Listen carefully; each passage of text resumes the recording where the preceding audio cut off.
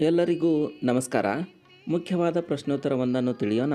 ಪ್ರಶ್ನೆ: ಕೊಟ್ಟಿರುವ ಲವಣಗಳನ್ನು ಯಾವ ಆಮ್ಲ ಮತ್ತು ಪ್ರತ್ಯಾಮ್ಲಗಳ ವರ್ತನೆಯಿಂದ ತಯಾರಿಸಲಾಗಿದೆ?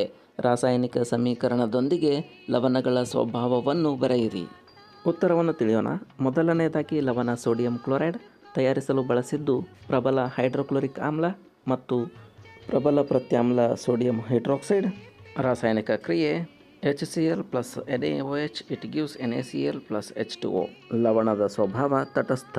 ಎರಡನೆಯದಾಗಿ ಲವಣ ಅಮೋನಿಯಂ ಕ್ಲೋರೈಡ್ ತಯಾರಿಸಲು ಬಳಸಿದ್ದು ಪ್ರಬಲ ಹೈಡ್ರೋಕ್ಲೋರಿಕ್ ಆಮ್ಲ ಮತ್ತು ದುರ್ಬಲ ಅಮೋನಿಯಂ ಹೈಡ್ರಾಕ್ಸೈಡ್ ಪ್ರತ್ಯಾಮ್ಲ. ರಾಸಾಯನಿಕ ಸಮೀಕರಣ HCl plus NH4OH, it gives NH4Cl plus H2O. ಲವಣದ ಸ್ವಭಾವ ಆಮ್ಲೀಯ. ಮೂರನೆಯದಾಗಿ ಲವಣ ಸೋಡಿಯಂ ಅಸಿಟೇಟ್ ತಯಾರಿಸಲು ಬಳಸಿದ್ದು ದುರ್ಬಲ ಅಸಿಟಿಕ್ ಆಮ್ಲ ಮತ್ತು ಪ್ರಬಲ ಸೋಡಿಯಂ ಹೈಡ್ರಾಕ್ಸೈಡ್ ಪ್ರತ್ಯಾಮ್ಲ. ರಾಸಾಯನಿಕ ಸಮೀಕರಣ ಲವಣದ ಸ್ವಭಾವ ಪ್ರತ್ಯಾಮ್ಲೀಯ.